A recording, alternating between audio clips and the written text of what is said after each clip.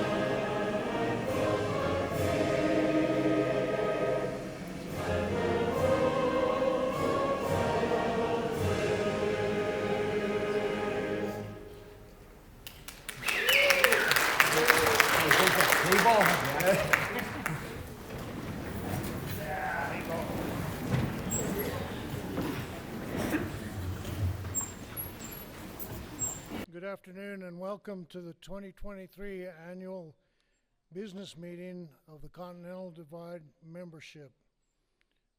My name is Keith Gottlieb and I am the president and the at-large representative of our co-op's governing board. As one of your representatives of this board, I can tell you that Continental Divide is a well-managed, financially strong organization that is focused on providing the membership with safe, affordable, and reliable energy. I'd like to thank everyone for attending, casting your votes today for directors, for our proposed bylaw amendment. Your voices are very important. Majority rules, and this is one of the principles of a democratic, member-controlled, not-for-profit cooperative. Before I introduce our guests and the ladies and gentlemen on the stage, I'd kind of like to take a moment. I had a lot of questions in the last 3 or 4 weeks. What do your directors do? I hear you travel a lot. Yeah, we travel a little bit, and it's really fun. We leave our wives, our families, our businesses, and we go to school so that we can maybe learn something and make a few better decisions for you, our members. The slide that you see above illustrates the different levels of continuing education that we are required to take during our terms. We start at the bottom, training to become Credentialed Cooperative Directors, CCD, 5 hours of education. Each credit hour is about 8 hours of instruction. We try to find this instruction nearby. Our statewide association offers it to us.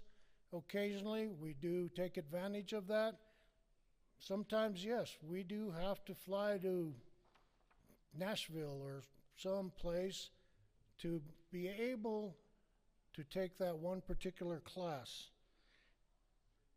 After we take that class and we get 5 credit hours, we take additional classes to earn our board leadership certificates called the BLC.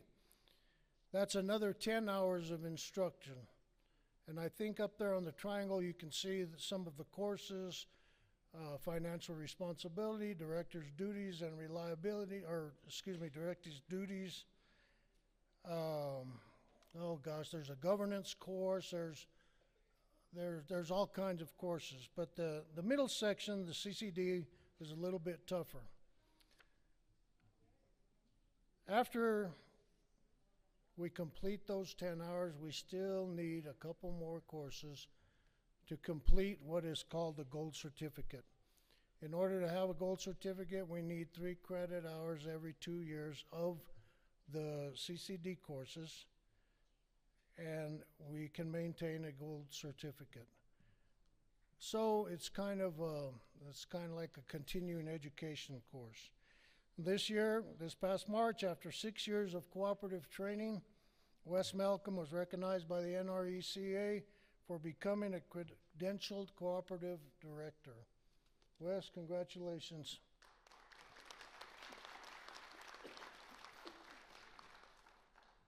I recently had the fortune of attending a speech by our outgoing NRECA president, Mr. Chris Christensen, who said that good leadership depends on three things: how you trust, how you listen, and how you act. As a board, we trust this co-op staff and the NRECA's experts to provide us with the knowledge to make the crucial decisions that we do. As we all know, trust is the foundation of any good relationship. We also have to trust and support of you, our members. When we trust each other, we feel safe to have constructive dialogue, to exchange ideas and express concerns, and these can lead to increased creativity and productivity, these little discussions. As leaders, we are required, you would be required, or it is essential, let's say, that we listen. Not just hear, that we listen. We listen to our membership. We listen to our fellow board members. Give you a quick example about listening. I was a coach at Grants High School for many years, a golf coach. And this one particular day, my son was playing, comes off of the practice green, I think off of 18 or something. Anyway, walks over, he's slamming a golf club. He says, "I am pushing the ball right and I don't know what I'm doing." I said, "Well, let's go look at it." So we got some balls. I went down there and I go, "Carl, here's what you're doing." "I am not doing that." I said, "Okay, you asked me to come look. I'm looking, I can see this is what you're doing." I just turned around and I started to walk up towards the clubhouse. He says, "Where are you going?" I said, "I'm going to get me some water." So I turned around, went up there. He says, "Well, how long is this going to happen, or how long am I going to keep doing this?" I said, "Probably until you listen to me." Sure enough, in about 20 minutes, this little, I think he was a freshman then, so he would have been, 14, 15 years old, with teary eyes, comes up to the pro shop, and he says, "Dad, I'm ready to listen." So we went down there, and he went on to be a very good golfer and played Grants golf for years and years. But sometimes we just aren't ready to listen, and we need to be ready to listen. Finally, the last part, act. Leaders must follow through on their commitments and ensure that their actions align with their words to build the trust and the credibility. This brings everything full circle to the job you've been entrusted to do. Given the success that this co-op has achieved over the years, I'd say we've all done a pretty good job of trusting, listening, and acting. I would like to thank you all for the role you have played in this. Remember that anyone can be a leader at any time. Now, if I may, I'd like to introduce some of the leaders of our community, the leaders of your board, the people up here on the stage. Please hold your applause, if you would, until we get done. I would appreciate it. Seated to my right, Mr. Joe Hoskins. Joe is our board secretary from District 7. He also represents our co-op on the Tri-State Generation and Transmission Association's governing board. Makes a trip to Denver to Tri-State once a month. Ms. Blanche Clausen, District 6. Mr. Lloyd Ortega, District 3. Mike Chambers, District 1 trustee. Mr. Wes Malcolm, District 2. Seated to my left, Claudio Romero, Board Vice President and District 3 trustee. Mr. Robert Castillo, Continental Divide's CEO. Mr. Bob Roseborough, Co-op's Board Attorney. Elda M. de la Pena. Elda is the Chief Administrative Officer at Tri-State Generation and Transmission and is here to be with us today, and we'll have her say a few words after a while. Ed Rugimont. Ed is the Risk Management Director of the New Mexico Rural Electric Cooperative Association. And Ty Harpenow, CPA for Bollinger Seegers, Gilbert, and Moss. Also seated behind me, Roseanne Apodaca, Co-op's Executive Administrator.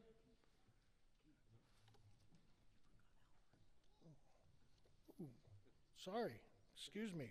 One of the most important guys. Alfred Saavedra, we're down here on the end. I'm sorry. I didn't forget you. This paper forgot you.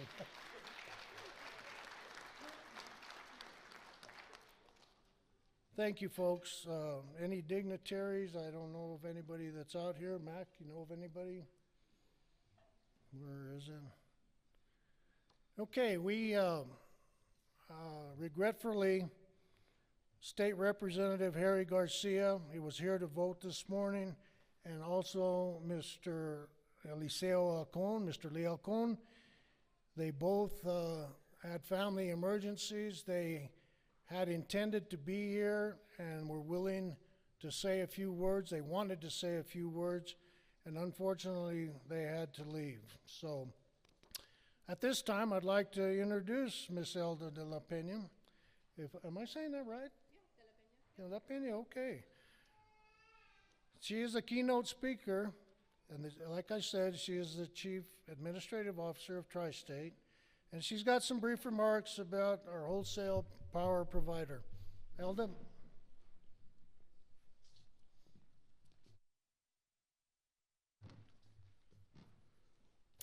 Thank you. It's my pleasure to be here today. It's an awesome crowd, and thank you for providing me such awesome weather to come down here. In Colorado, we never know what we're going to get, so I could have been coming down in snow, or I could have been coming down in sunshine, so happy to be here in the sun. So, as Keith mentioned, my name is Elda de la Pena. I am the Chief Administrative Officer and Chief Human Resource Officer of Tri-State Generation and Transmission. First off, I want to thank the Continental Divide Board of Directors for inviting me here to speak today, and Mr. Robert Castillo for having me here. It's my pleasure to be here today. So again, as mentioned, I'm with Tri-State Generation and Transmission, and they are your wholesale generation and transmission organization. So like Continental Divide, we are a not-for-profit cooperative. So we are owned and governed by our members, like you. We have 45 members, 42 who are actual utility customers, distribution cooperatives, and public power districts. We have approximately 1 million customers with all of our members together. That's a lot of customers. And we have a footprint about 200,000 square miles, which is approximately the size of California. So you can see that we govern a really large footprint for electricity in the states of Nebraska, Colorado, New Mexico, and Wyoming. I know we're called Tri-State, but we have 4 states that we operate out of. We just never changed our name. Keep people guessing that way. So each of our utility members has a representative on the Tri-State board, and Mr. Hoskins is yours. And we love having him on the Tri-State board, and he does an awesome job representing your needs on our board. So what I'd like to do is just give you a brief, because I promised Mr. Castillo I wouldn't spend an hour talking to you guys and boring you, so I'm gonna make this fairly short. What I wanna do is talk to you about our strategy on how we're gonna provide electricity to you and all of our members in the future, because it's a very challenging time, as most of you know right now. So Tri-State, along with its board, recently established a 4-part strategy with 4 priorities. First one, which is the most important one, is reliability, right? You want to be able to use your electricity when you want it, right? 2 o'clock in the morning, whatever time it is. That is our #1 priority as well, to make sure that we have reliable power for our members. The second one is affordability. Not only do you want to be able to access your electricity, you want to be able to pay for it. We think that's important, so affordability is definitely our second priority. Third, having member flexibility. And lastly, responsibility, right? Increasing our clean energy to serve our members. So that is the plan that we have, and with these priorities in mind, and knowing that our members want us to move forward with these priorities, whatever the future holds, we will power it. And I'd like to go through each of these priorities just to let you know how we're gonna get there. It's all well and good for me to say we're gonna do it, but I'm sure you wanna know how. So I'm gonna hopefully tell you how we're gonna do that. First of all, most importantly, reliability and resiliency. So as I mentioned, that is our #1 goal. So how do we do that? By maintaining a diverse fleet of generation and transmission and a robust transmission system, we ensure that power is available to you 24/7, right? We have to have that. So we plan for a reliable future by conducting extensive resource planning. We have a great team at Tri-State in our energy resource group, and they're constantly looking to the future. They're constantly trying to forecast, and if you ever want to try to forecast what the needs of the future are going to be, that's a pretty tough job. But that's what they do, because they want to make sure that generation is going to be there for the members. And since we own and operate generation and transmission, we know how critical it is to also be able to predict and respond to disasters. I know that last year New Mexico had a lot of wildfires. How do we respond to that and make sure you still have your electricity? Winter storms, windstorms, we have to be able to do that. So by partnering with our member systems, we have the resources to make sure that we can maybe not predict them, but respond to them, which is incredibly important. Secondly, the affordability. So how are we gonna do that? So as much as we hear how much reliability is important, we know hand in hand being able to afford electricity is very important to have that power. So we've been working over the last few years to really try to cut our costs. And the last few years have been very challenging because, as you all know, and I'm sure you've all experienced it, there's been inflation, there's been supply chain issues. And through all of that, we've done what we can to make sure we're managing and reducing costs. Tri-State has not increased its rates to members since 2017. So it's been a long time. We actually reduced our costs in 2021 and then reduced them again by 2% in 2022. And we continue to look at all the ways we can possibly look at to manage those costs. And we're also working to secure funding through the IRA, the Inflation Reduction Act, working with the government to see where we can get some funds to help keep those costs down. Responsibility, what does that mean when we talk about responsibility? That relates to balancing our transition to clean energy and complying with state and federal rules.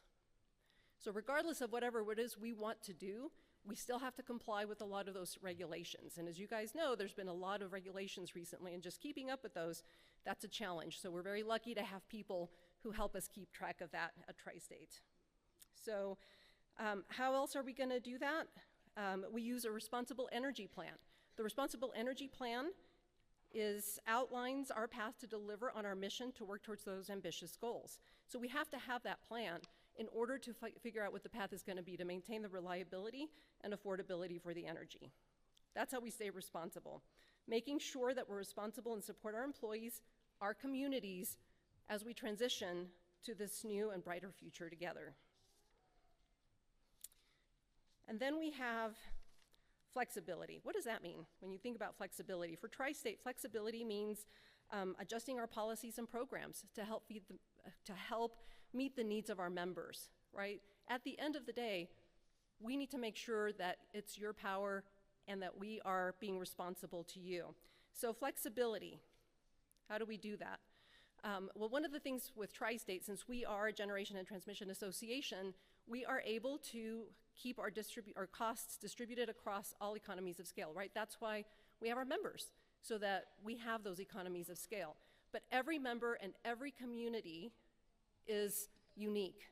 Everyone's the same. If everybody were the same, maybe, it might be easier on how we do this, but it's not. So everybody is different, and we acknowledge that. So we're working with members who want to provide more of their own self-supplied electricity to see if we can work with them on those initiatives.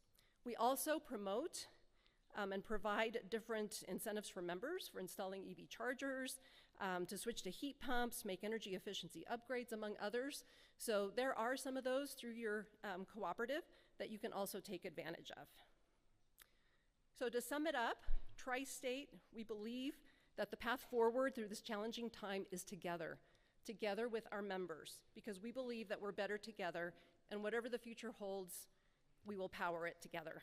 So thank you for bringing me here, and again, thank you to Continental Divide for having me come to speak with you today.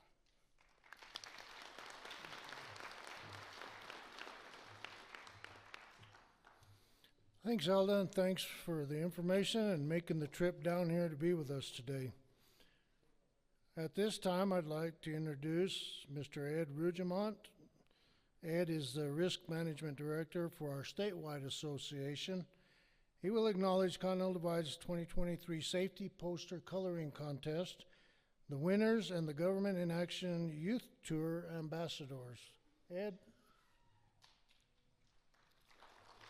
While he's on the way up here, I did make a couple spots out there.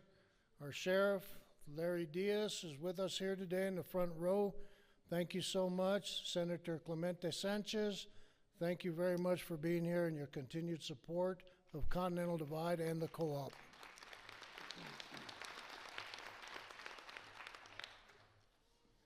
So before we get started with this, I wanted to make a couple comments on what the president, Keith Gottlieb, was talking about earlier.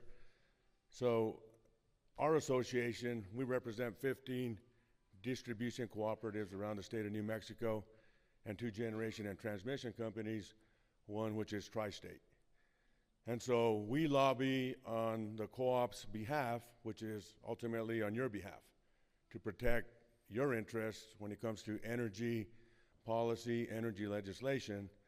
And so myself and Vince Martinez, sitting right over here, Vince, raise up your hand.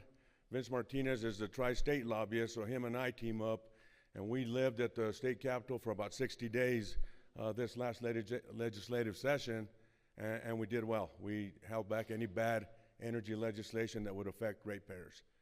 We also just got back from Washington, D.C., myself and about 15 others from around the state, including some of your folks, and we go meet with our federal delegation, which is, Senator Heinrich's office, Senator Lujan's, Representative Stansberry, Representative Gabe Vasquez, and Representative Teresa Ledger Fernandez.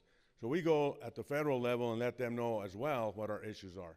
And it's to protect, ultimately to protect your interests. And so, while these trips may be fun, they're also full of business as well. So just wanted to make that point. So we're going to get started with the coloring contest winners. One of the youth-related activities your co-op participates in every year is a safety poster coloring contest. Each spring, 2nd, 3rd, and 4th grade students from across Continental Divide service territory schools compete in this contest. Your co-op asks an artist from the area to judge the posters. This year's judge was Denise Kyer of Grants. The winning poster is sent to our organization in Santa Fe, the New Mexico Rural Electric Cooperative Association, to compete at the statewide level, along with the first place winners from other member co-ops around the state. I am happy to report that Continental Divide's 3rd place winner is Jeremiah Zavala, a 2nd grader at Rehoboth Christian School. Jeremiah received $25 from the co-op. He and his parents were unable to attend today's meeting, and the co-op will arrange him to receive his prize.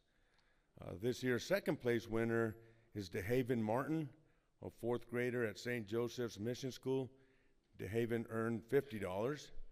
DeHaven, if you are here, please come to the stage to receive your $50 gift card for your efforts.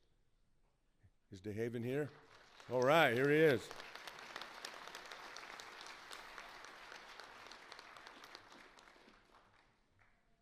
Coming up here. All the way around.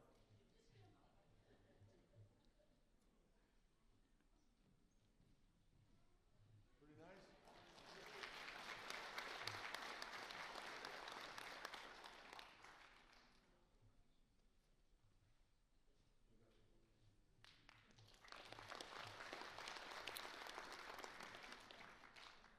At this time, I'd like to call up to the stage Serenity Rivera, a 3rd grader at Mesoview Elementary School. That's where I went to school when I lived here long time ago. Serenity's effort earned her $75 from Continental Divide. Congratulations.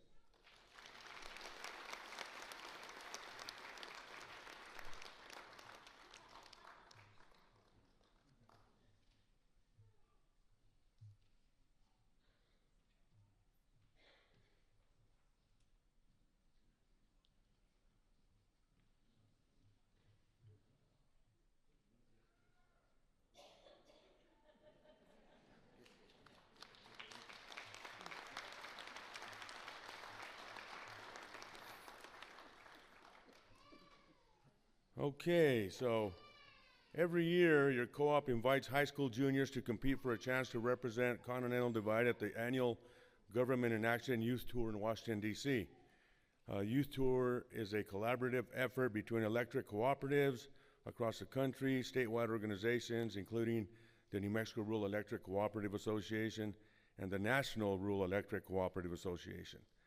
Delegates who are chosen for this week's-long experience gain a personal understanding of American history and democracy, interact with their elected officials, and learn about the important role cooperatives play in their communities. I'm happy to report that about 40 high school students from across New Mexico will take part in this year's youth tour. Finally, because obviously because of COVID, we hadn't been able to do that, so it's great to have that back. It begins on June 12th in Santa Fe, where the delegates will tour the Capitol and meet several of our state lawmakers. This year's delegates for Continental Divide were selected based on the strength of contest essays they wrote in the fall of 2022. At this time, I'd like to recognize Grants High School junior Brandy Bassett,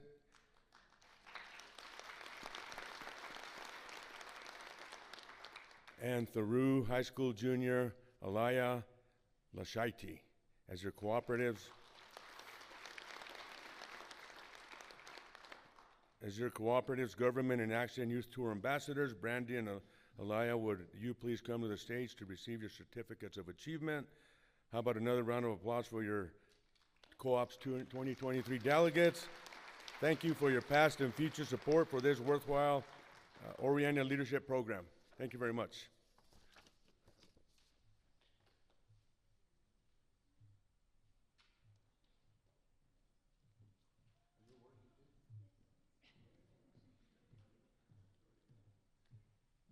Congratulations to both of you. I'm not sure who's taking pictures, Thank you, sir.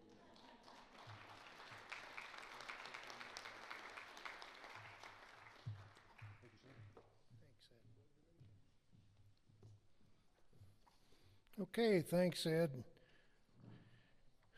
Congratulations to our young winners. We got lights on now, and I can see Mr. Vince Martinez there. I apologize, Vince. I did not see you. Vince has been instrumental, as Ed said, in working for the co-ops throughout the state. They spent many, many days in Santa Fe, and it wasn't fun sometimes. Thank you. Okay, tell you what, let's have some fun. Take a break from all of this.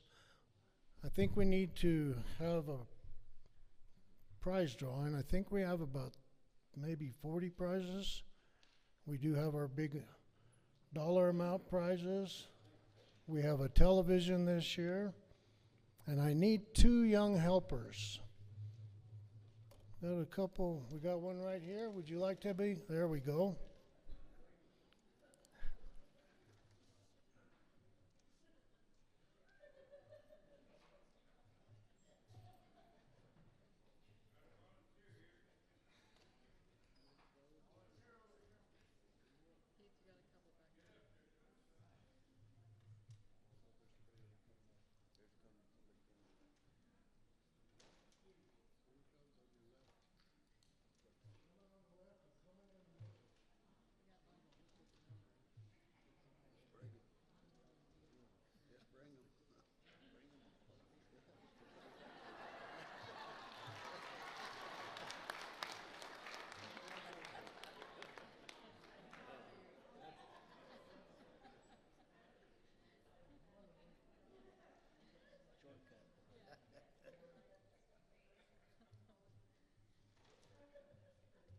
Can we have the mic, please?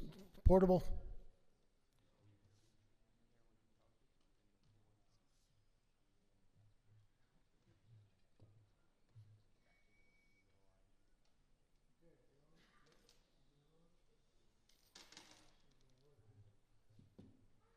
Let's go back over here.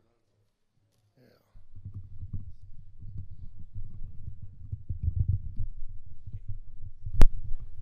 Okay, wait a minute here. We gotta find out, how did you get up here?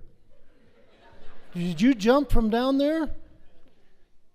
You did, huh? No? Yeah, you did. Can you tell me your name? Amadis.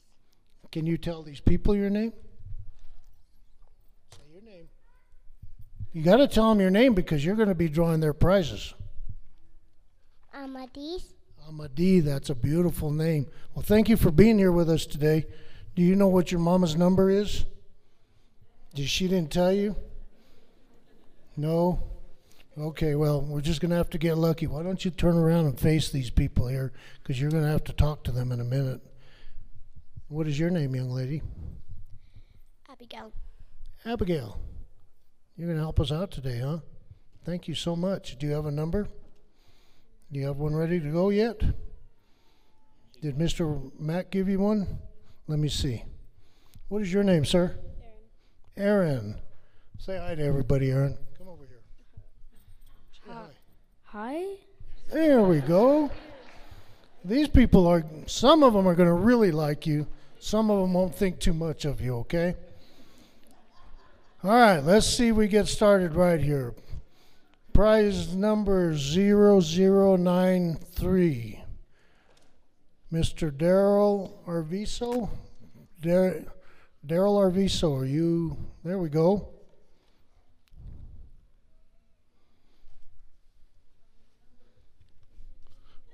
Zero 0093. 0093. Thank you.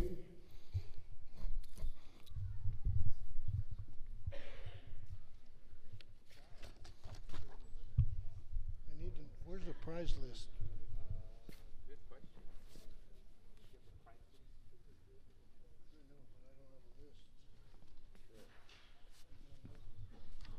Okay, that was a $50 Visa gift card by T&D Services. Thank you very much. All right, next we have an Ego cordless blower donated by Tri-State, our GNT. Who has the next card? Did anybody draw one? Whose turn is it? How about you? What was your name again? Abigail. No, you went Abigail. What was your name again? This one, you get to draw a card, okay? Okay. All right. Reach your hand way in there. Can you reach it? If she can jump that wall, she can reach that bin, so. Okay, let's see who we got, sweetheart. 0130. Michelle Myers. Michelle. Congratulations. Do you have a yard? You got a new blower. Okay. $50 gift card for Walmart by Western United. Your turn. Aaron, right? Okay, Aaron. Look in there. Look away. Good job.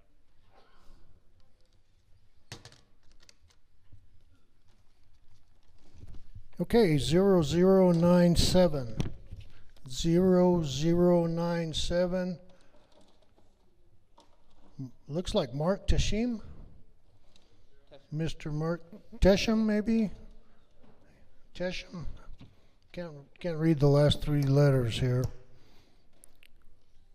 0097. 0097.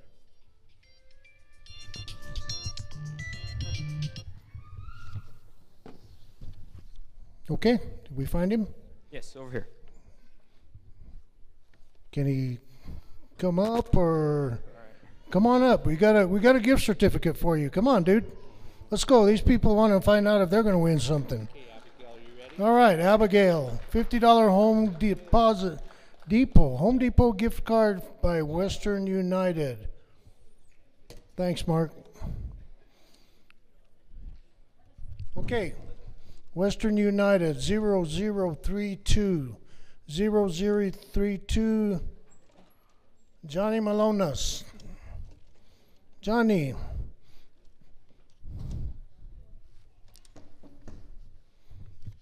Okay, while Johnny's coming up here, we have, wow, some AirPods. Amadis. Amadi. Okay, your turn again.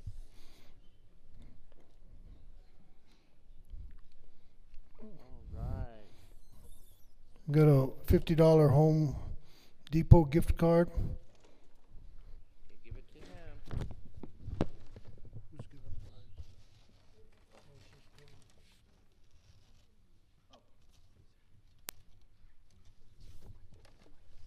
Does it work? You shut that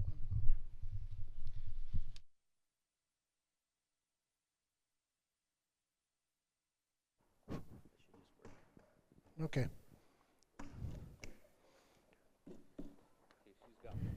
Okay. Did we get the $50 Home Depot gift card all situated? Right? That was the last gift. How about a set of AirPods? Set of AirPods. Bobby Martinez, ticket number 0106. 0106. This is a great prize.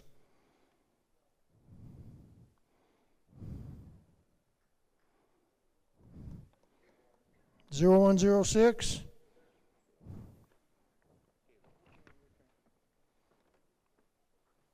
Okay, $250 cash. Wow. Well, that'd be nice today. $4.60 diesel, $3 and what, 50 cent unleaded. How about 0079?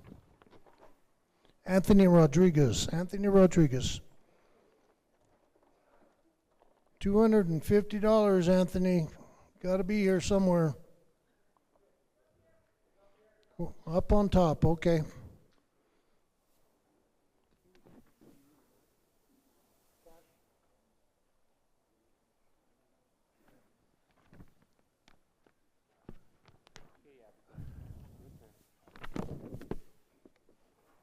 Okay, we have a Bridgeport design floor lamp. Pedro F. Martinez, ticket number 0082. 0082. Pedro Martinez.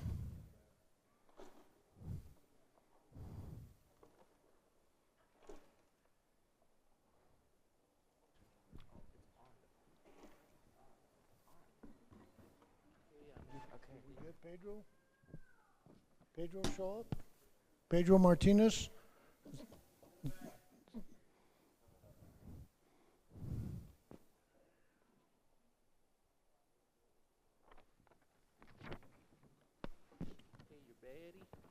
Okay.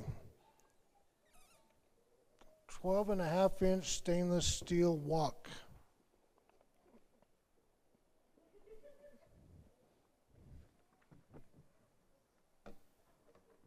Zero 0016.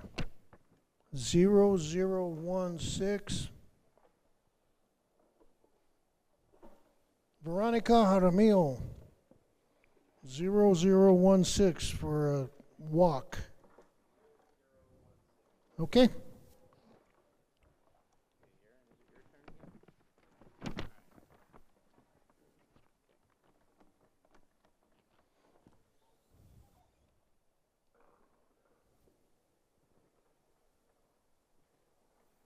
Okay, this is for a Keurig coffee maker. 0076. Henry Molina. Where'd it go, Henry? 0076. 0076. Have you guys known anybody that won a prize yet? No? Not your mom or your uncle? Your grandpa? You better start doing better up here, you know. What do you think? Give it a try. $50 Visa gift card, T&D Services. Thank you, T&D. $50 Visa gift card. And that will go to, wow, Antonio, I can't read it, sorry. How about if we do 0119? 0119. Antonio Trujillo, maybe?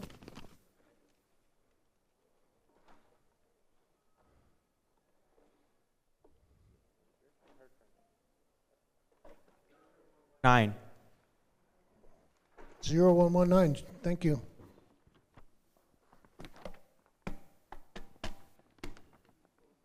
Okay, we have a few more here, and then we'll get on with the business at hand, a Milwaukee hand drill. We had an exceptional amount of donations and gifts this year. It really is kind of nice, because like 1 out of every 15 of you will win something. Kind of fun. Milwaukee hand drill. That's a long reach, isn't it? Just get one. You can't read them. Don't look for your mama's name. Okay. Thank you. 0089. Corina Sandoval. Corina, a retired CDEC employee. Congratulations.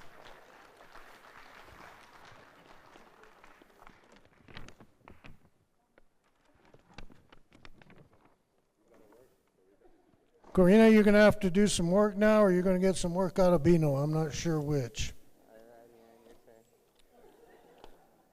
3-piece luggage set. 3-piece luggage set.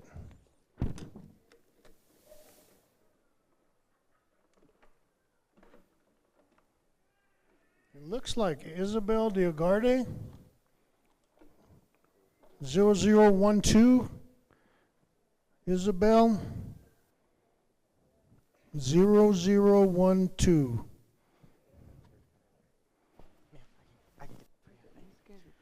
Oh, there's 0. Oh, 0012. Okay, thank you. He'll come and get that for you, and we won't get it right to you there. Wooden food serving board, $25 Smith's gift card. 0068. 0068. Angie Lamb, Miss Angie Lamb. Congratulations. 0068. Chuck, thank you. Okay, here we go, $150 Home Depot gift card. Central New Mexico Dispatch.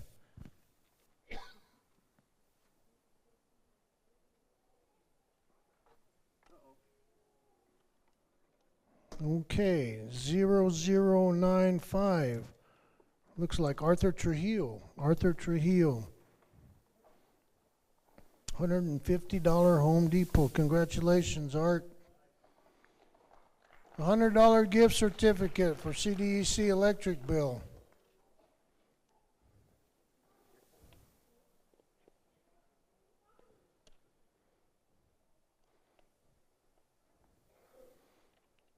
As cheap as our electricity is, probably lasts you about 3 months to pay your electric bill.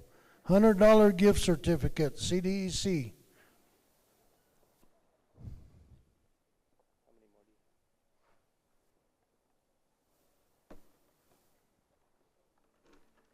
Zero 0042. Janelle Strickland. Congratulations, Janelle.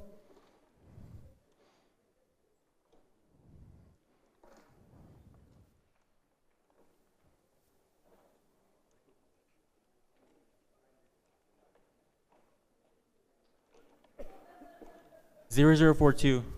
Okay, congratulations. $50 Cabela's gift card.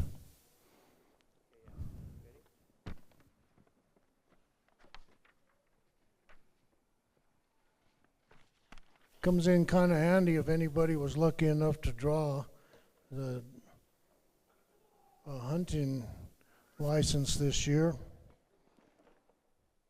0120.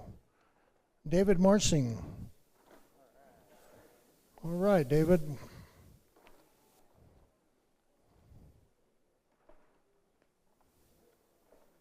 Okay, that's it. Now, what I need to get my kiddos lined out. 0120. Okay. Yeah, it's a $50 Cabela's gift certificate.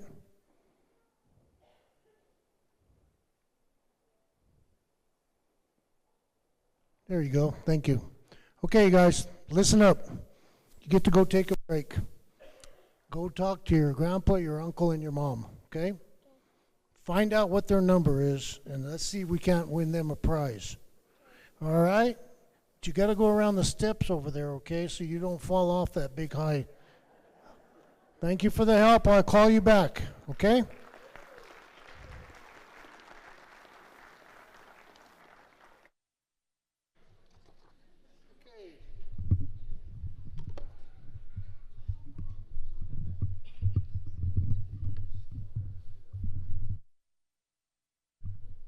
Okay, I guess we're back over off of this mic to that mic. My helpers are gone. At this time, I'd like to present to you my 2023 President's Report. As you know, the energy industry is on the verge of significant change. The growing interest in electric vehicles, expanded use of smart household appliances, the push towards renewable energy tomorrow, the success of all these development hinges on safe, reliable, affordable electric service. Fueling this rapid transition are billions in federal money through the Inflation Reduction Act of 2022, the most significant clean energy investment ever made. Electric cooperatives are vital to the transformative energy and broadband service in rural America, envisioned by the Biden administration, but it will take more than a mean green printing machine to battle our current climate crisis. It requires systematic policy changes. We are urging Congress to reform the procedures to make these permitting and siting of new electric G&T projects more efficient and timelier. We need local, state, tribal governments to do the same. We are fortunate and thankful to lawmakers this past session for legislation giving giving officials the authority to waive easement fees for new infrastructure on state land that can provide broadband internet to the underserved and the non-served locations throughout New Mexico. Big step forward in providing broadband to you all. We need lawmakers to consider the same or similar approaches for new electric infrastructure. Otherwise, the not-for-profit cooperatives like Continental Divide have no choice but to pass on such costs as these to you and to me as ratepayers, which makes our essential service even less affordable. When the costs become cumbersome, permitting unbearable, they discourage new projects, and the safety and reliability of our existing electric grids and telecommunication networks suffer. In general, our governing board continues to take a forward-looking and optimistic approach to be better stewards of the environment and enterprising and incorporating renewable energy opportunities. But as it stands now, it's still not possible to run a reliable electric grid without firm power resources such as coal, gas, and nuclear. We're moving too fast. Someday it may be once battery technology has advanced and the country's transmission grids have been upgraded, but these improvements are going to take significant time to come to fruition. We all know that.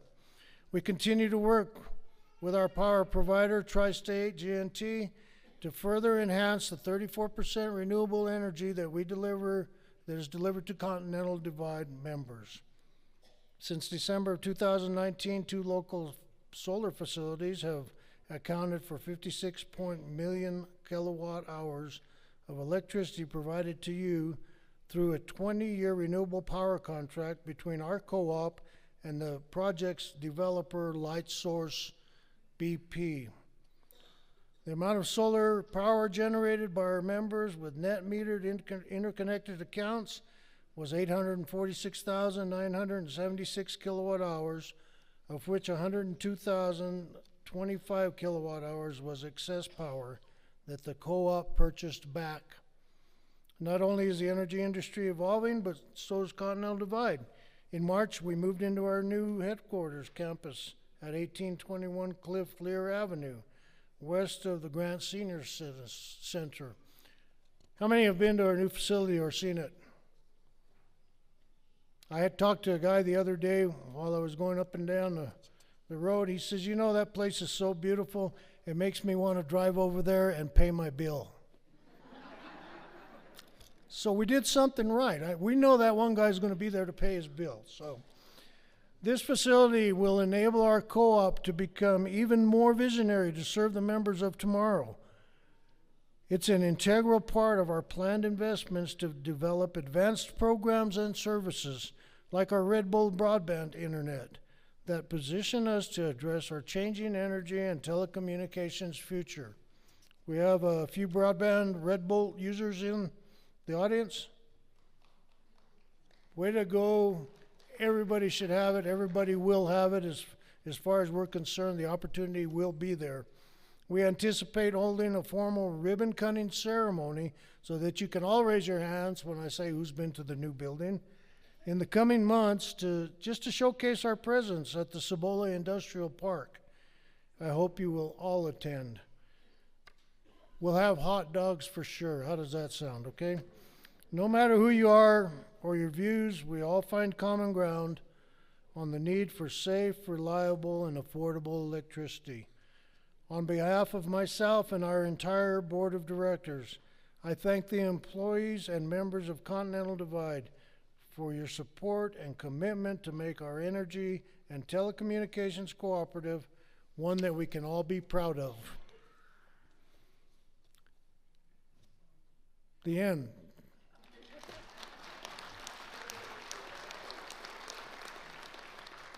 Thank you. I think I had the same speech printed in the paper, so it's probably some of it's old news, but I did change a few words.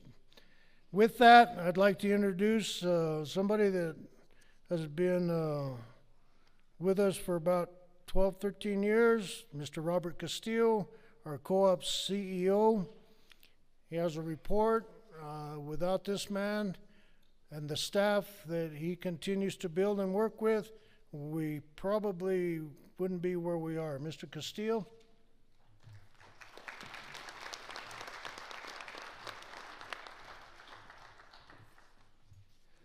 Thank you, Mr. President.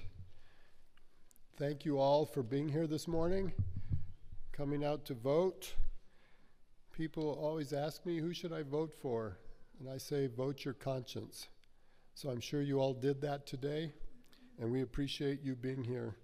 I want to get into a few more specifics. Keith kind of laid out the vision, and I want to let you know where we've been, what we've done this past year, so that you have a better understanding of how your dollars, those are the rates you pay us, how they're being spent, and so forth. And I want to start with our new building. You know, I've always believed the old English proverb that good things come to those who wait. And I think it's a fitting description with regard to our new building. We've been in the old building for 75 years. You know, some people have asked me, why are you building a new building? And it's like, well, the old one's been around 75 years. I used to be able to show off a leak right above my desk, right behind my head when people came in. And if it was raining, we had to go to another room to meet.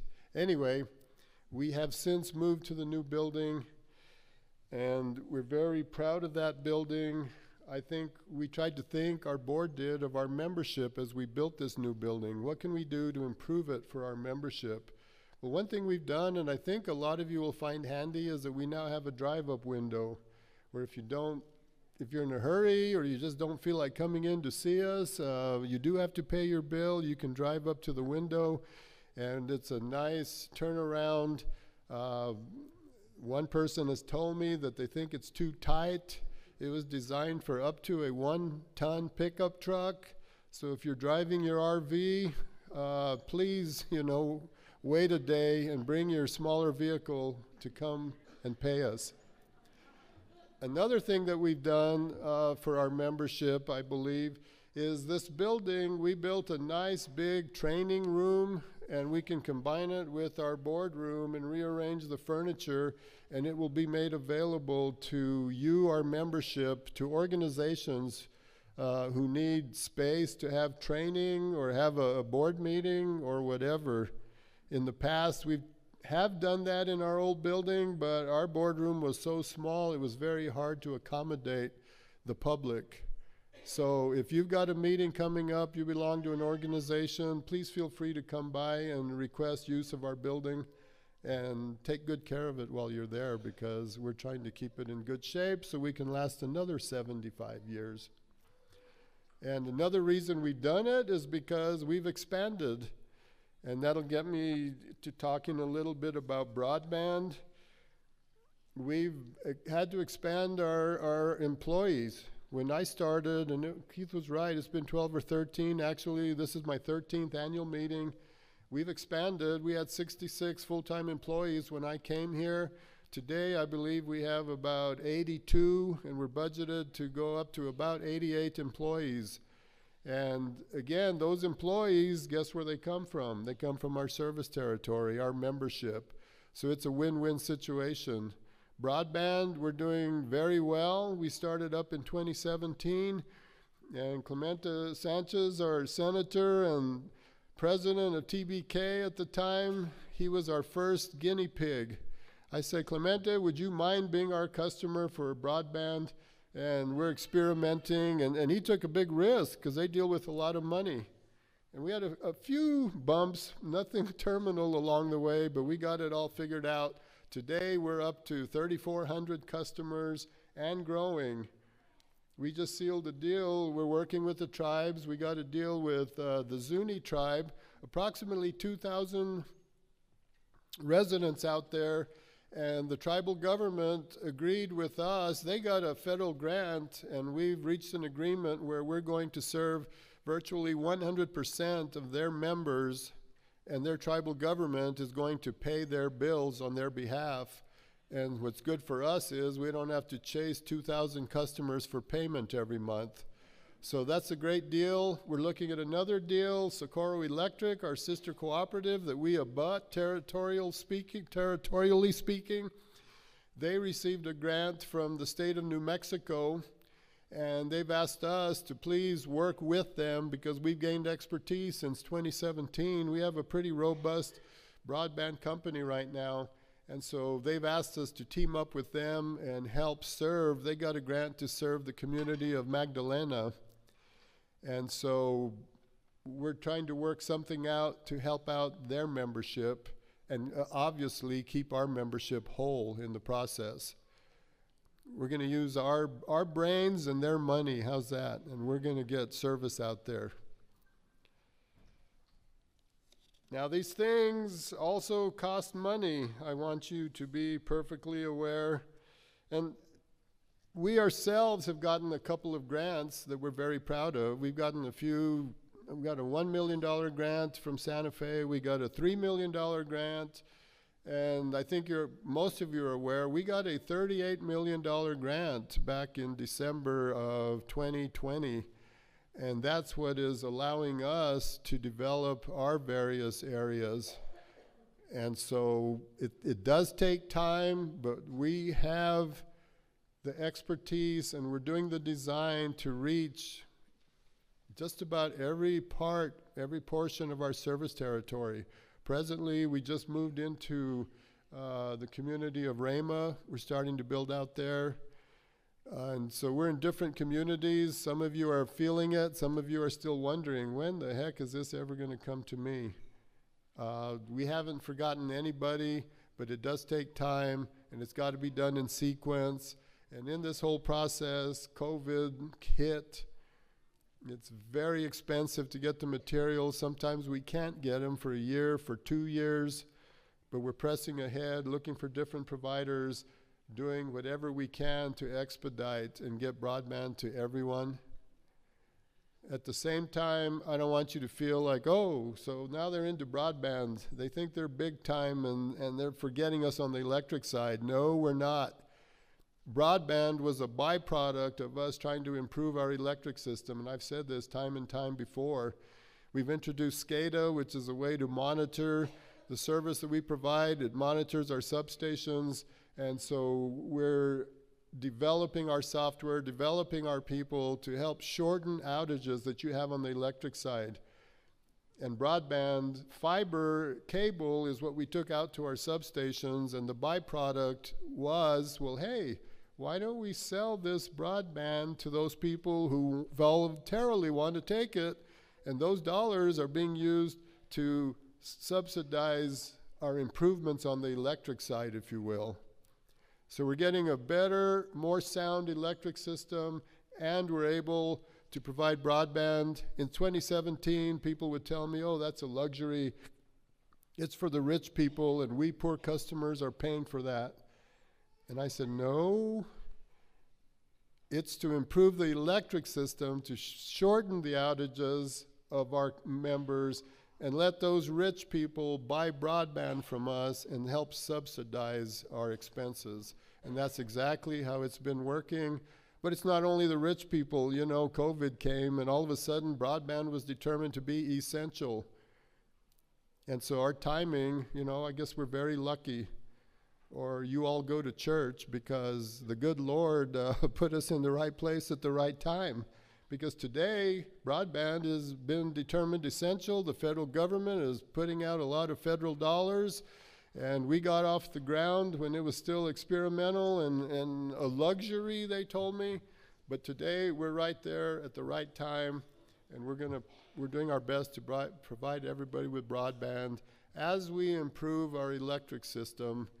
When I came to work here, I felt like it was a pretty sound system, but it needed some improving.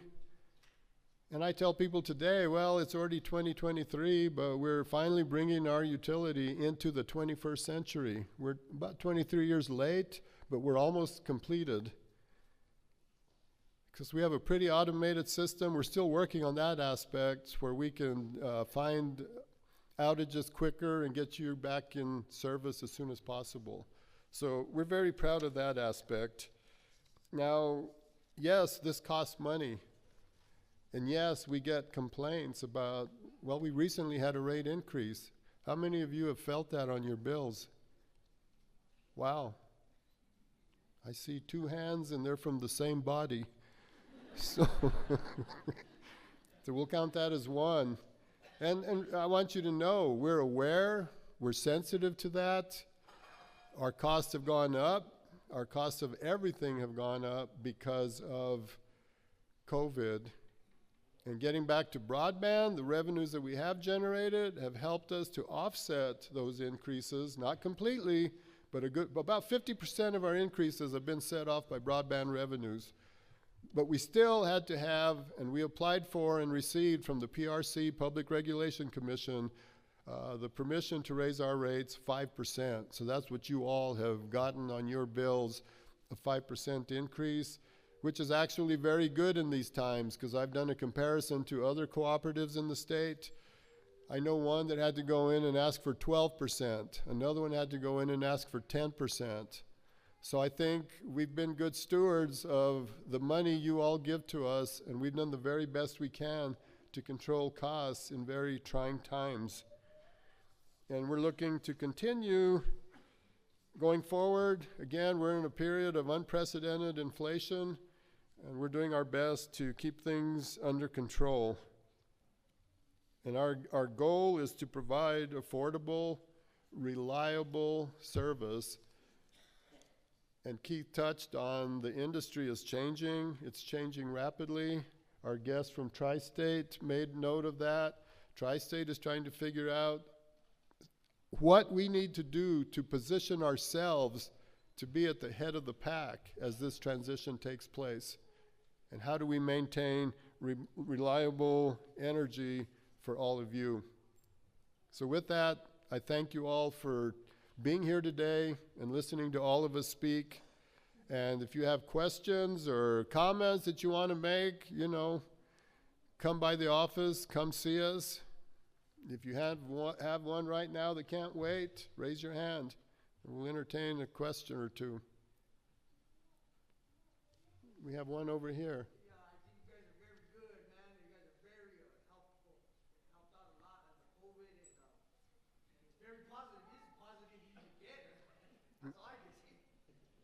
Thank you, sir. We appreciate it.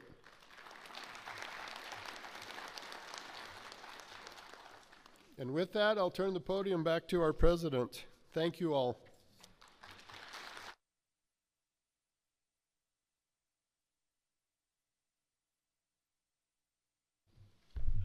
Thank you, Robert. At this time, I'd like to present to you our Educational Foundation report.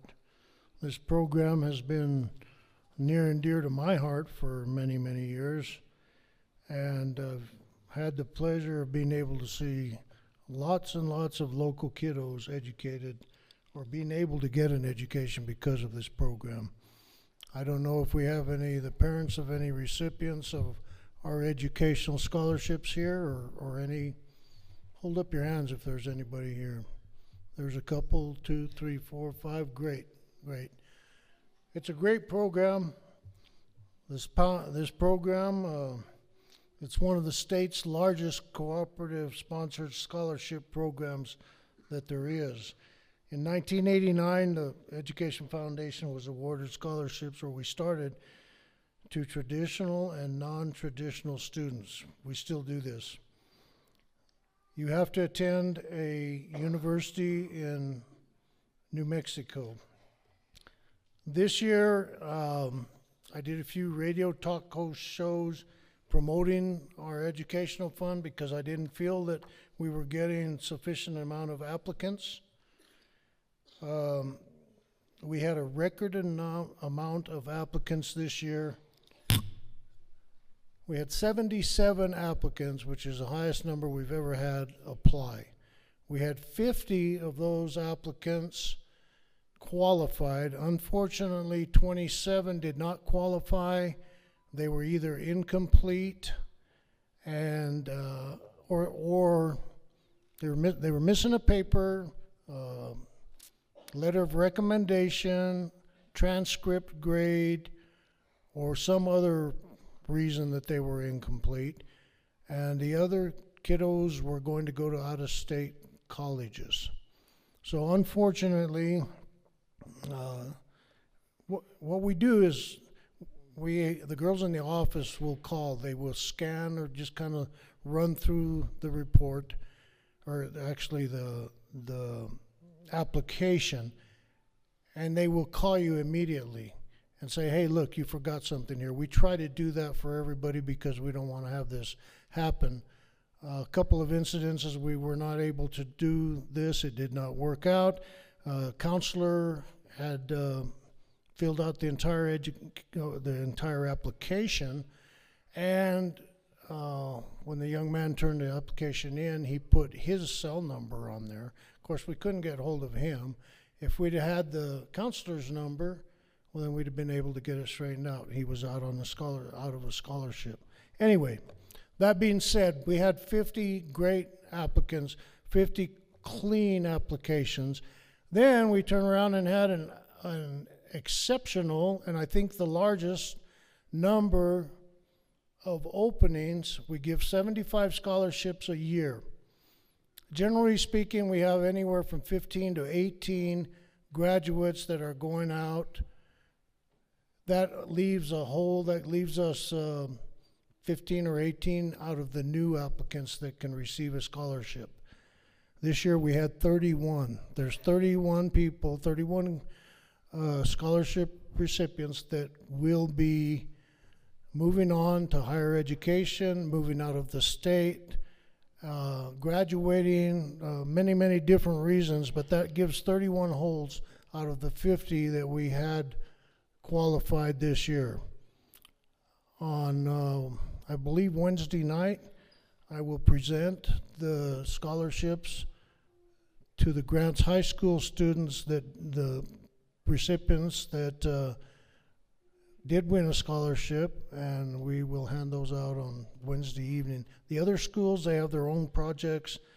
They give them out as they want, and I don't know how exactly they do it, but we moved the deadline from May the 1st to April the 1st or March the 31st 2 years ago so that we could participate in the Grants High School Scholarship Award Program. So once again, made a move for the members, and here we go. This will be our second year of doing that. The foundation has, up to this point, we've given, oh my goodness, right now we're giving $4,000 a year. I don't know if I mentioned that. We started at $1,000 a year in 1986. Now we give $4,000 scholarship per student every year. So do the math.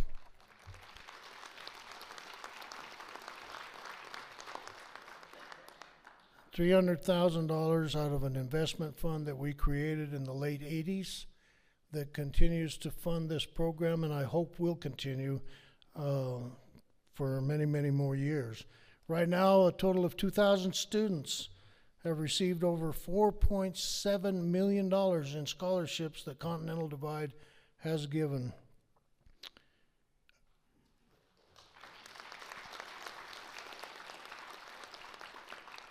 How did we get the money? Do you remember Patronage Capital? Many, many, many times we had unclaimed benefits. Patronage Capital, we could not put out our checks. Nobody wanted those around. They were gone. They were moved. So anyway, these checks used to go to the state of New Mexico. We made a proposal to keep these checks, put them into this fund, and unclaimed capital credit checks. So we took these, and we, at this time, through the years, we had quite a few of them, put them into this fund. The fund grew. Plus, we also have members that actually donate their check back to the fund, back to the educational fund. So with this, we maintain a fund of a little bit over $5.1 million, and at this point, like I said, we've given away $4.7 million. So, who's qualifies? Traditional and non-traditional students. I don't know if I said that. I kind of do this at lib. They write it out for me, and I don't like to read stuff. But traditional and non-traditional students. That means that a mom or dad that got the family raised, wants to go back to school, you can apply for our scholarship. You're going to New Mexico State, and you want to get a degree later in life. One of the spouses has passed away. You need to make a living. You are a non-traditional student. Traditional students are fresh out of high school, ready to go, and like we once were, and we didn't have the opportunity to go to college. So just remember that this program is available. It's available to all of you as members. How about some more prizes? Where's my helpers?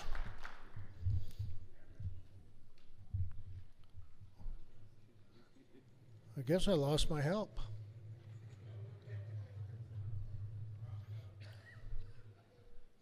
There's one.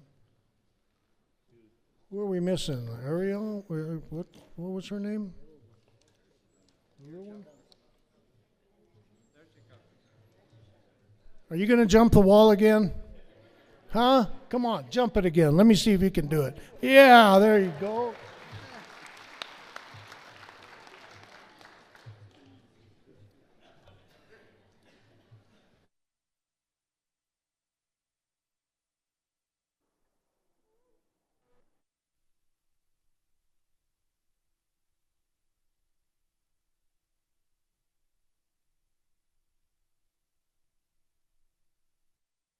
Whoop, they went back. The other one.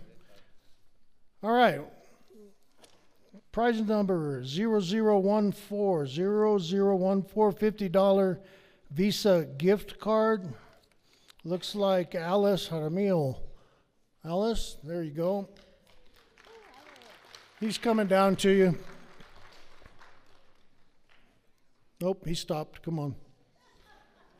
Sorry. He figured you were closer to the front than he was ever going to get. 0014? Okay, thank you. An Apollo Precision 161 piece hand piece tool set. Tool set. Karen Baca 0071. 161 piece tool set. Must be 161 pieces, I would imagine, huh? 30-inch rolling duffel bag.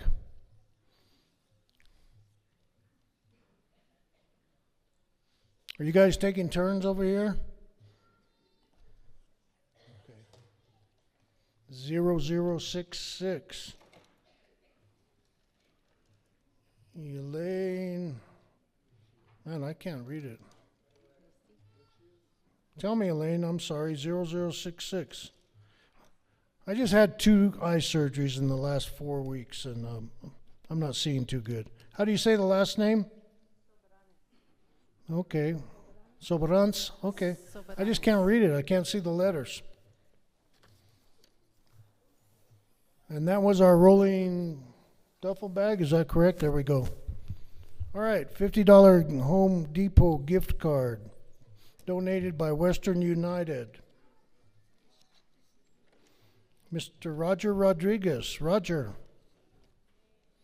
Is Roger here? 0160.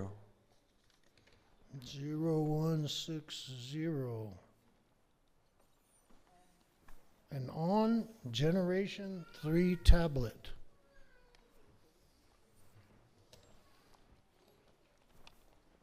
I don't know what an ON Generation 3 tablet is, but Leroy Baca looks like will be able to tell us sometime. 0033. Leroy, congratulations, sir.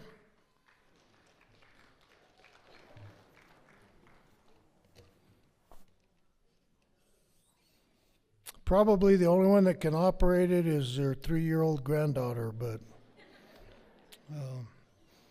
$100 gift certificate for your CDEC electric bill. It's donated by 4 States Electric.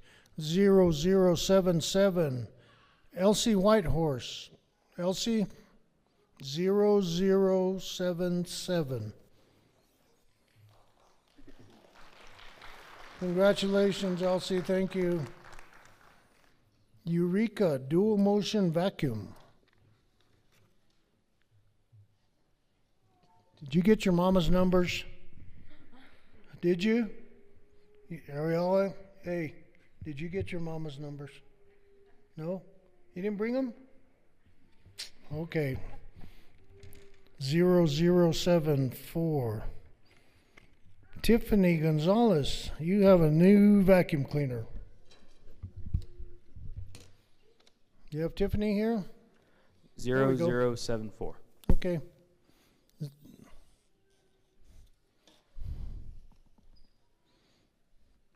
$50 Cabela's gift card donated by Western United. Shay Trujillo. Shay, $50.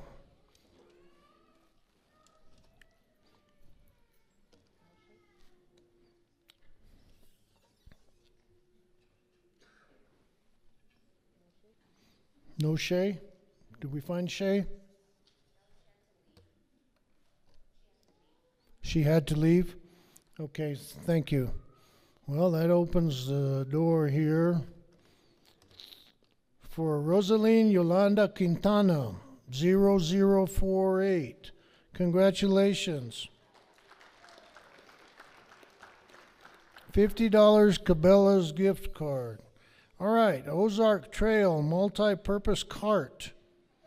Ozark Trail multi-purpose cart.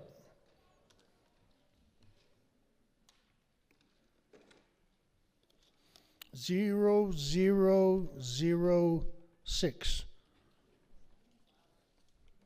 Miss Montano, is that correct? Congratulations. 0006.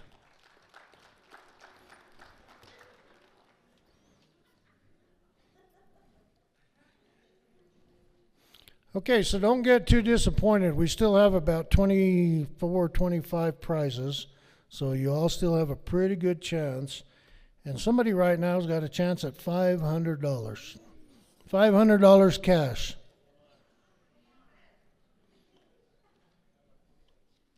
You guys are going to have to smile or something. You know, this is important to these guys. I mean, turn around and smile for them. There we go. You just made somebody very, very happy. Looks to me like Vicky Sanders, 0036. I told you made somebody very happy. Thank you. 0036. A Ninja air fryer.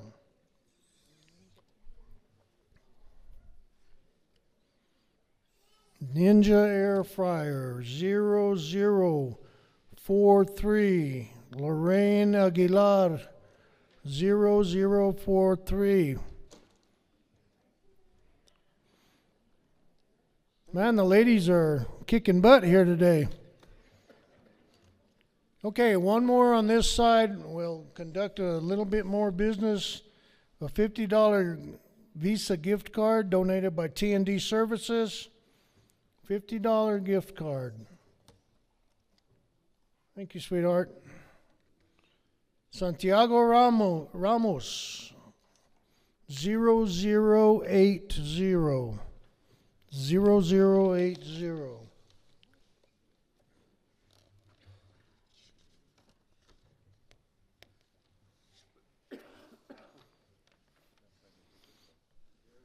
Zero. 0080. Okay, kiddos. Take a break. I'll call you back and you come on running, okay?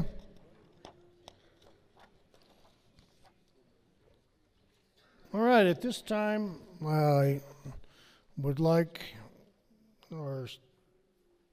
Ty Harpenow. Ty is a certified public accountant with Bollinger, Seegers, Gilbert, and Moss, and he will present to you our financial report. Ty, welcome. Congratulations. First time here, huh? Yep. Thank you.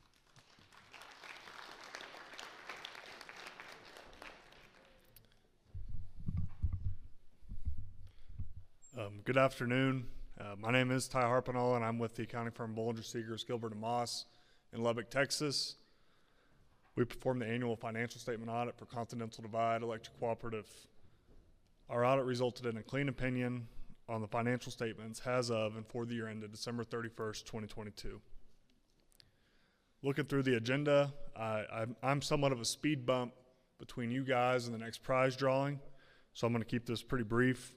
I want to highlight a few items and then I'll be done. This year, the cooperative had total assets of $162,478,946. Plant makes up the majority of this and totaled $102,061,796. Plant increased by $23 million in 2022 as a result of the cooperative investing in providing reliable, dependable energy. Liabilities totaled $92,054,139. This consists mostly of debt, which amounts to $73,948,549. The debt figure includes all the amounts in the long-term obligations to lenders, as well as $1.8 million of current maturities and the total current and accrued liabilities line items on the balance sheet. Equity totaled $70,424,807, which is the difference between assets and liabilities. Looking at the income statement, revenues, or what the cooperative took in, totaled $65,112,431. This number is a sum of operating income, capital credits, and non-operating income. Expenses, or what the cooperative paid out, totaled $63,638,630. Purchased power makes up the bulk of expenses, totaling $42,120,702. That leaves net margins for the year at $1,473,801. I would like to say thank you to the board of directors, employees, and lastly, the members of Continental Divide. We appreciate the opportunity to serve your cooperative. Thank you.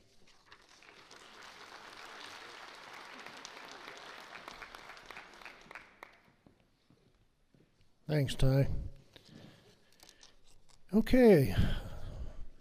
At this time, I will call upon our Secretary Treasurer, Mr.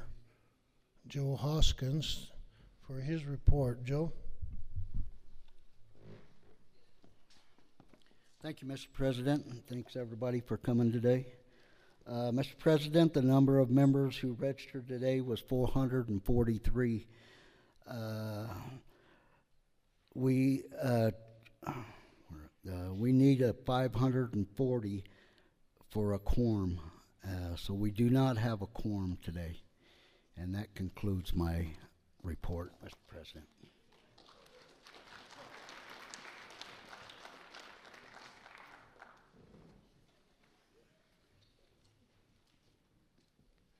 Okay, that was unfortunate that we did not have a quorum. A quorum is an integral part of this organization. And for the many, many years that we try to get a quorum, and a few times that it does work, we usually have a reason. There's a director that is being changed or going out, or we have a bylaw passage, so it's like I said, it's a very integral part of this organization. But a guy was on the board for many, many years. He said, Keith, you have to look at something. He said, sometimes, people are just happy with the organization. They don't want to change, and they don't want to show up to go over there and tell you that they're unhappy when they are not unhappy. Well, you can take that as you may. Unfortunately, we were looking for a bylaw change. We will not be able to conduct any business at this time, but the bylaw change that we had put in or had put on the ballot for your approval was important to us in that we wanted to try to restructure our districts as they are, and get an equal or a little bit more equal as we could get number of members in each district so that we could better represent each and every one of you members. We will give it a try again next year. We thought maybe hot dogs and that would help. It was a beautiful day. It was pretty close, and don't get me wrong, I'm not disappointed. I thank you all for being here today, and I thank you for the efforts that you made to be a part of this meeting. So with that, let's give a few more prizes. I think we have some more cash in this section, and we will wrap this up pretty quick. I need my helpers. Where's my little wall jumper? Come on. She's kind of hard to see coming down there. Nope. There she comes.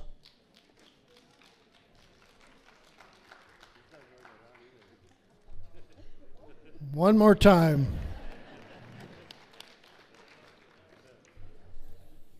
She just wanted to show you that this wasn't a fluke, that she could jump that wall anytime she wanted.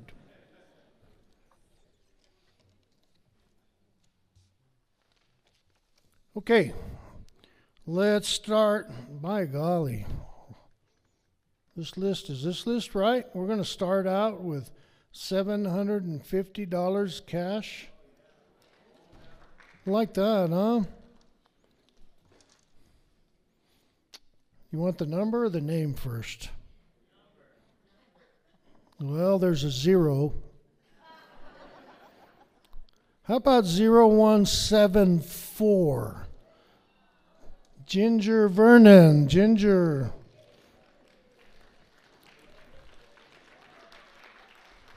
Ginger here?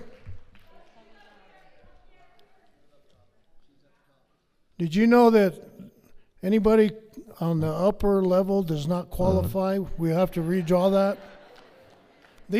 Everybody down here agreed with me, so just kidding. Thank you. Congratulations. All right, $100 Walmart gift card.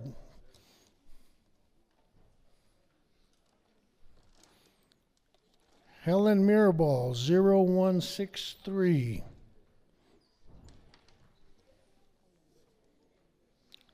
Ginger, thank you. Congratulations. Miss Mirabal, right behind you. 0163, $100 Walmart gift card. Medley oven table set.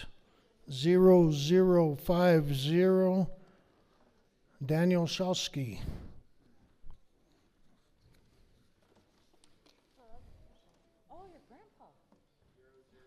Was that your grandpa?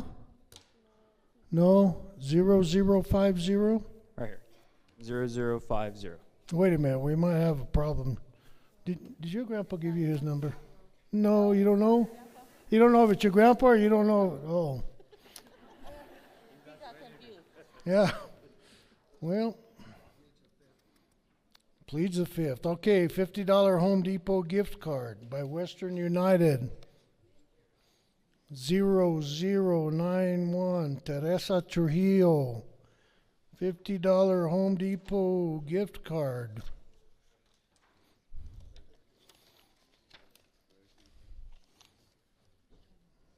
Teresa here? Okay. Oh, I'm sorry.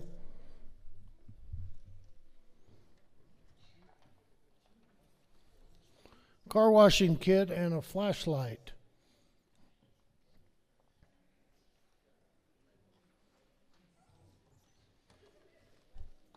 Car washing kit and a flashlight. Connie Dixon, 0159. 0159. Connie, you out there? Back in the back there, okay. 159. Thank you. 170 piece crescent tool set. 0139. Rick Morgan. Mr. Rick Morgan. Rick?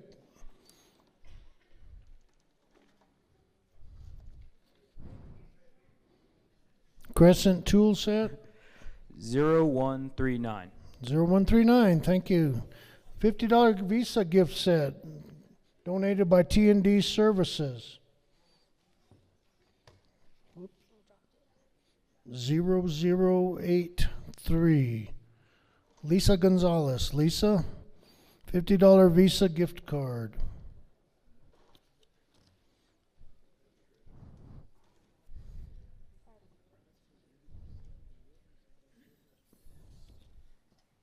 Zero 0083. 0083, thank you. Okay. Who needs a new TV? Oh, my friend, and look who got to draw that. Roku 65-inch television. You have to turn around and face those people because you made somebody pretty happy, okay?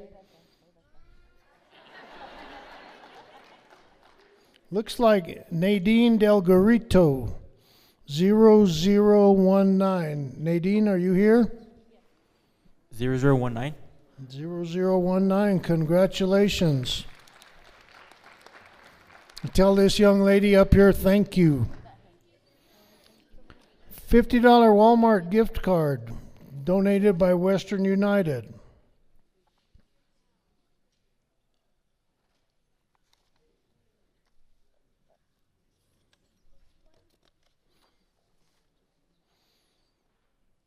Terry Fletcher. 0191.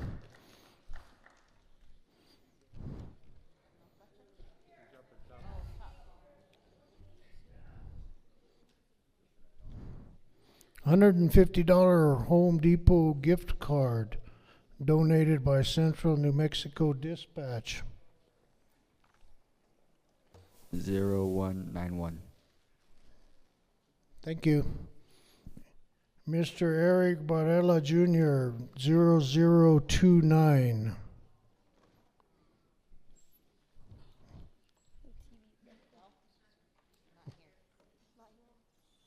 He's not here? Eric's not here? Nope. Darn it.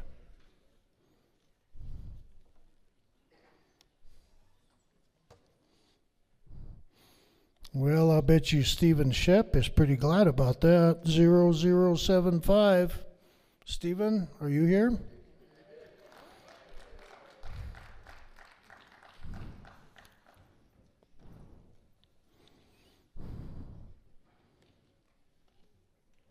That was $150, right? Home Depot? Okay, then Electrolux handheld vacuum. Electrolux handheld vacuum.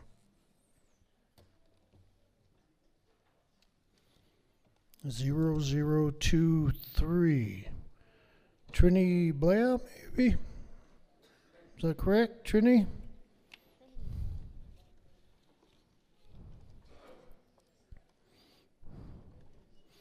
How about a Ninja Foodie pressure cooker?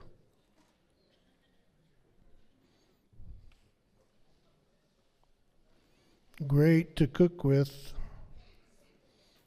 Great meals in a hurry.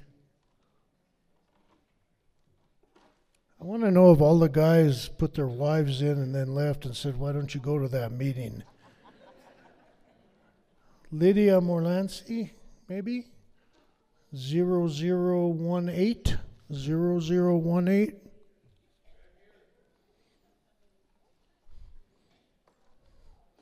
And that's really nice prize, honey. Why don't you try it out tonight? I can already hear it.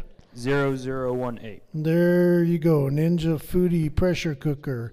$50 Cabela's gift card donated by Western United.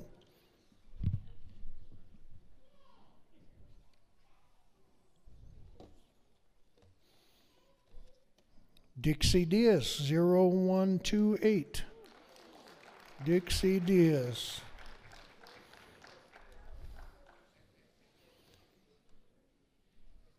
The trend continues. Okay, one more in this set. Up to this point, this will be the 42nd prize that we've given away. We have a stainless steel mixing bowls. Miss Daisy Pino, 0155. Daisy, are you here? 0155. 0155, thank you.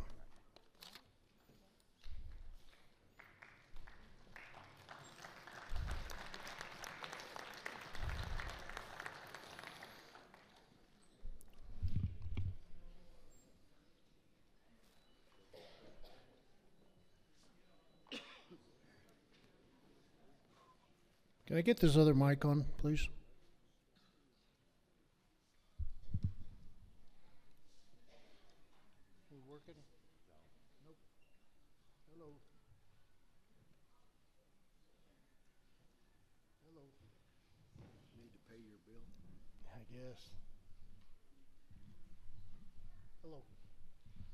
Okay, not going to work. These kids do a really, really good job for us. A bunch of students that run the sound systems and everything. You know, at this point, I'm sorry to say, like, we have no trustee election. We have no business that we can continue with. I could ask for a motion to adjourn. So moved. Seconded.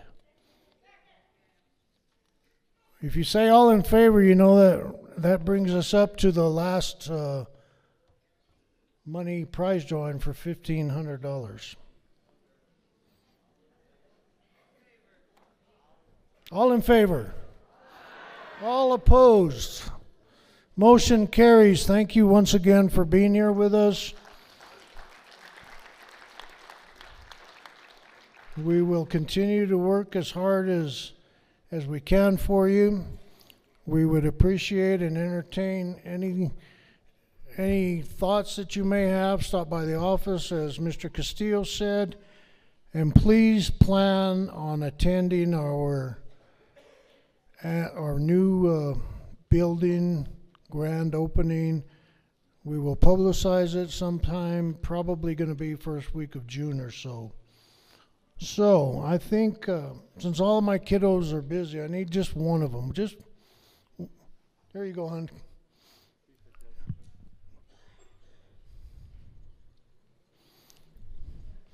As I said before, we had an exceptional amount of prizes. This is our 43rd prize.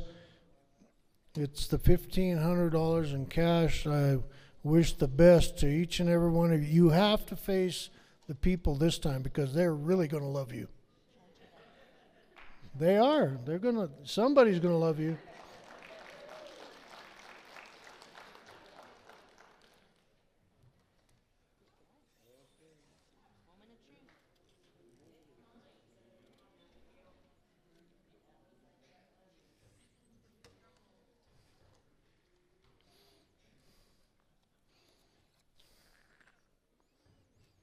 Well, this is going to surprise you, but it is a lady, okay? So all you guys can get up and then leave. So. The prize ticket number for our $1,500 cash prize, 0105. You must be Miss Mary Calder, is that right? Is that Mary? There we go. Thank you, folks. Appreciate it.